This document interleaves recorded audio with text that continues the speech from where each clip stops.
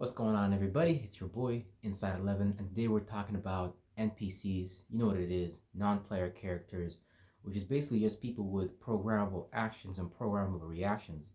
These are people basically within the matrix system, within this holographic projection of conscious awareness that, the shadow government and the harmonious arrangement and the 13 families and things like that are putting us in as a form of a system of action and reaction so they can keep us within the set line parameters or particular circumstances so they can calculate how far they can go with us and how far they can't. So based on, and this is in psychology too as well. So when you understand how somebody acts and what somebody acts on, most people act on fear. Most people don't act or resonate on the frequency of love.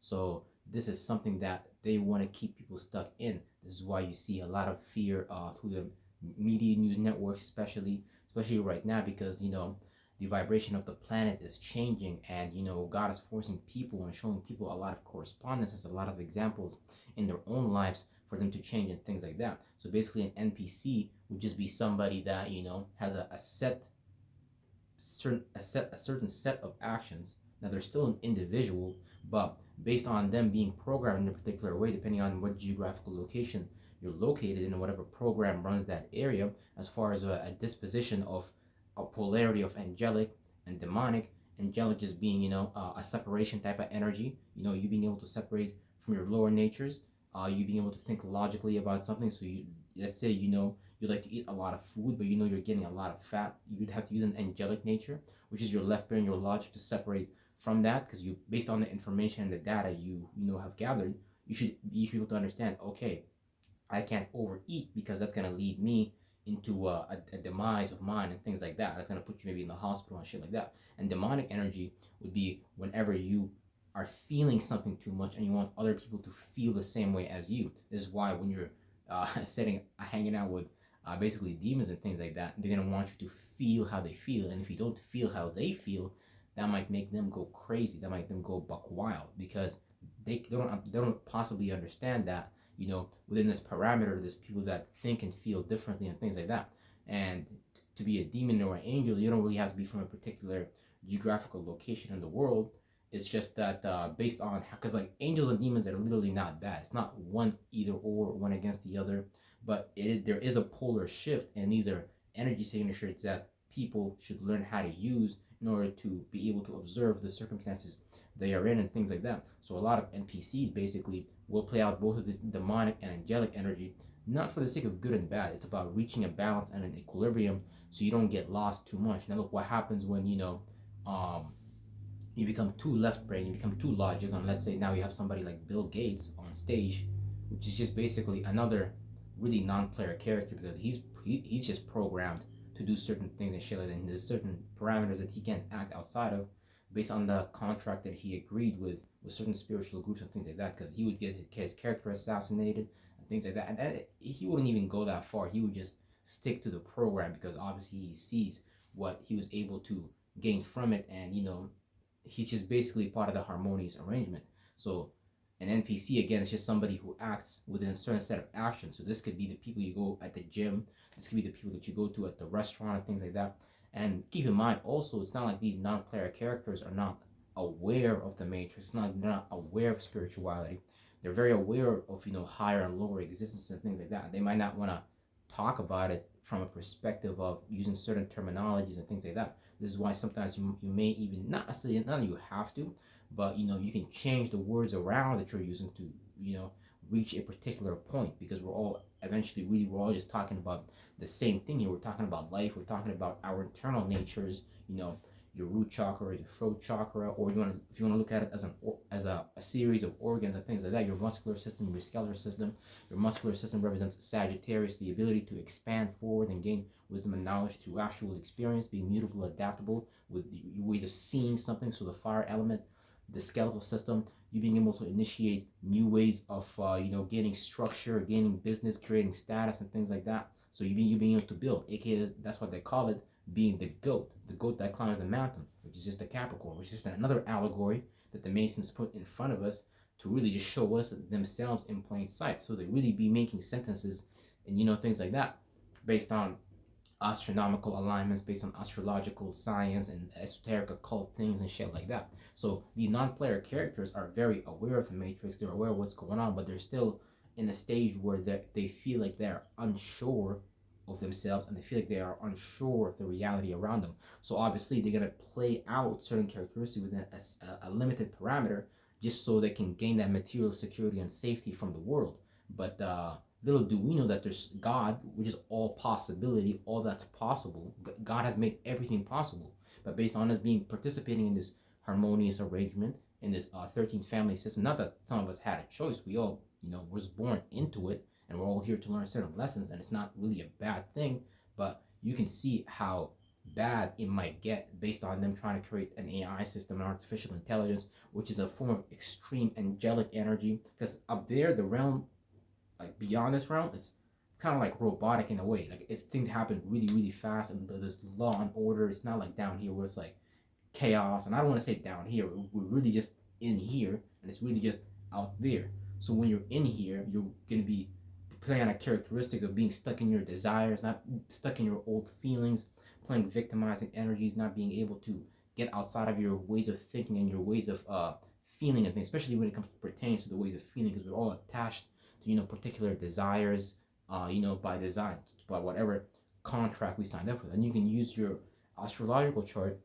You can check where your Lilith and where your Chiron is, because that's going to point to you what's your most embarrassing moments and what's your most hurt moment. And you can see what house that's in, and you can see how that plays out. And things like, for example, for me, I have Chiron and Scorpio, and that's in the first house. So I have this really deep, fixated way, that this really icy way about feeling about my personality. So I live very below the surface, and I don't really like to come out of the surface. So a lot of these non-player characters, these NPCs, when you're just not even NPCs in general, just people in general, because obviously we're talking about people, but I'm portraying to the NPC narrative because that's what they put in front of people and things like that. So I find it kind of funny how they call people that, but people don't even like spark a thought and feeling in their mind, like, okay, like, why am I being called that? So it's like there's all these different things that you need to understand for you to be able to see how these Masons play the game, because they play it right in front of you, but we so fearful, we so worried, we so doubtful about acting and feeling outside of the set limits of the parameter that we don't manifest any type of new situation to take us out of our circumstance.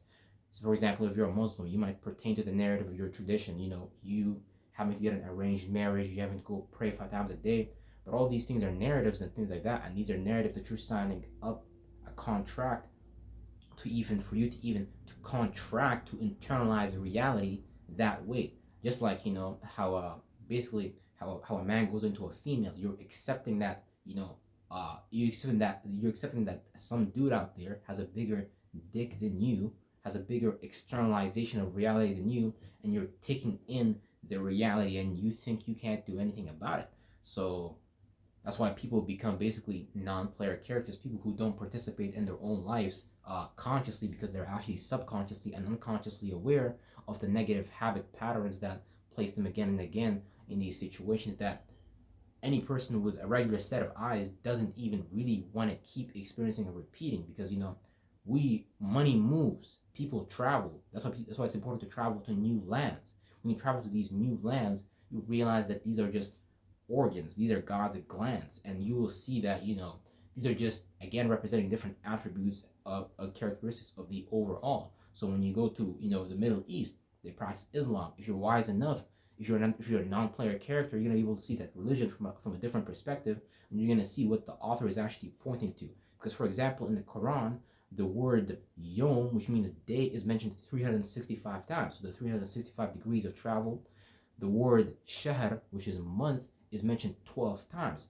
12 zodiacs, 12 months, 12 houses, 12 organs, things like that. So all these narratives are pertaining. So even if you go to the East, in the Buddhist religion, in the Buddhist practice and things like that, or the Hindu Indian practice and things like that, you're going to be able to see the understanding of this realm based on cosmology, based on the planets, and you're always going to find some kind of circle of life, some kind of circle, because this is what we observe. Our situation is a circle. You turn around, it's a 360. It's literally a mathematical pinpoint for you to be able to make a correspondence about as above, so below. So when you understand that we're on this you know, practicality planet, Tiamat, whatever you want to call it, heart chakra, whatever you want to call it. You're going to be able to understand that you're just in one point of reference, and there's so many other points of reference, and it's not that the world is revolving around you. You're actually revolving around what Muslims call, what do you call it? Basically the throne of Allah, which is Warsh al-Ilah, I believe. So it's basically the center universal force that everything basically revolves around, like the Sagittarius arm and things like that. If you want to study the astronomical significance of that and things like that.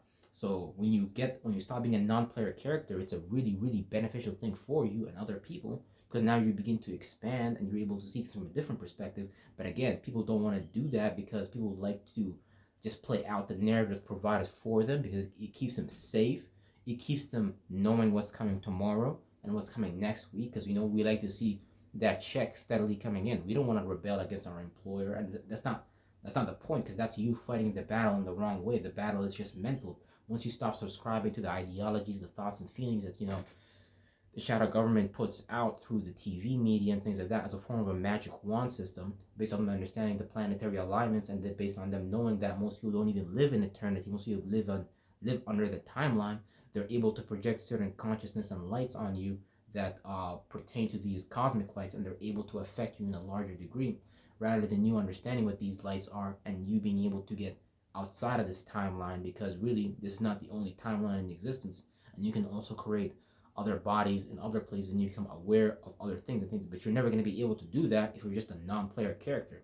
Like if you've just been in the village your whole life, you're not going to know about anything else. This is why if you watch the anime of One Piece, the narrative is very powerful, because this pirate Luffy and his group, they go and explore the East Blue, the West Blue, the North Blue, the South Blue, all these different seas and all these different lands and all these different islands, and see all these different people that have different forms of consciousness and things like that. And even these people are excited to see you, because you're somebody from a different part of the world, a different tradition. Not all the time though, because you can see how Christians was fighting and killing Muslims and things like that. And it's not about good or bad, it's really just about understanding. And if you really understand that narrative even deeper, you'll see it's really just like a magician and a bunch of wizards behind the scene, kind of trying to carry out their ideology, their way of thinking, based on understanding what they've been through, and then being able to export that as a form of product, services, and information to help other people get outside of their lower natures, or help people get outside of their higher natures and connect. Not, I don't want to say they lower natures, because demonic, sometimes you gotta like feel certain things. Demonic is not necessarily like a bad thing. It's trauma bonding. Is you understanding the feelings that you wasn't able to get outside of with somebody else, and based on you guys bonding, that helps you understand, oh, okay, I'm not alone in the world. I'm not the only person. So trauma bonding is also literally not a bad thing. So this is why it's really important to get outside of this non-player character thing, because in what existence do you not want to play the main character in your life? So you're telling me you want to sign up to sit back in your life, watch someone else's thoughts and feelings, sit in the front seat for you, and at that you want to let Jesus take the wheel? So this wheel of life, this cosmic wheel, you want to let Jesus take the wheel. You want to let someone else's thoughts and feelings take the wheel? Jesus ain't even around here nowhere. They just killed the dude, used his image, changed how we look, made him look like a vanilla ice cream looking boy, and I am mad at them. Nor do I care, because if you study that narrative as well, you'll see how the Pope, appointed certain artists to draw their sons and make their kids the image of Jesus, blah blah. But that's a non-issue. The thing is, they just took that dude's picture and then they made a whole religion about him, and an ideology and a theology. And if you call that dude Jesus, he wouldn't even know what you're talking about. He'd be like, bro, who are you talking about? Like, he was never even called that. So, and that's the thing. So I highly would recommend you guys, and I would highly suggest you get outside of this non-player character narrative stuff. And I highly would recommend you to start and becoming a character, the main character in your life.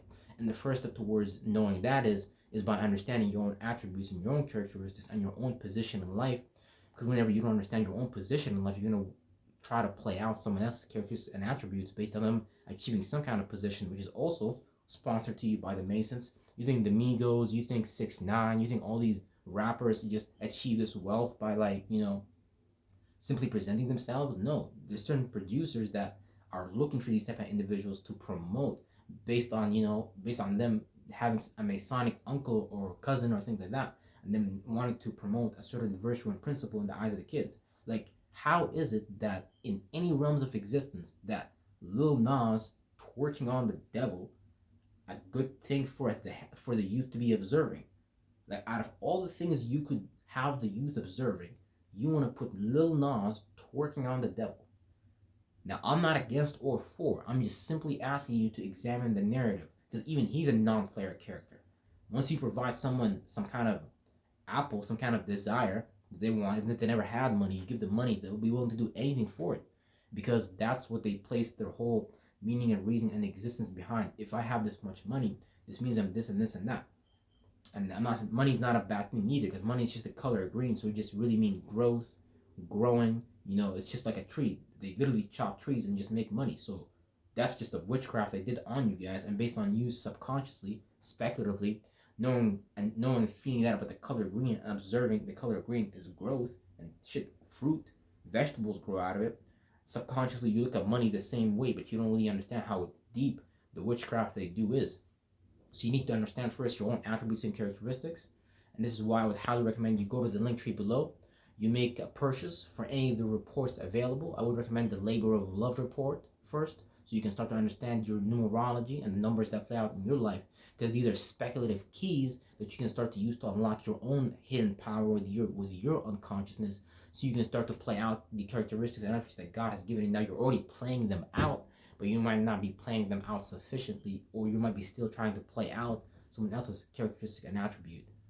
So yeah, and I'll definitely see you guys on the next video. You better believe it.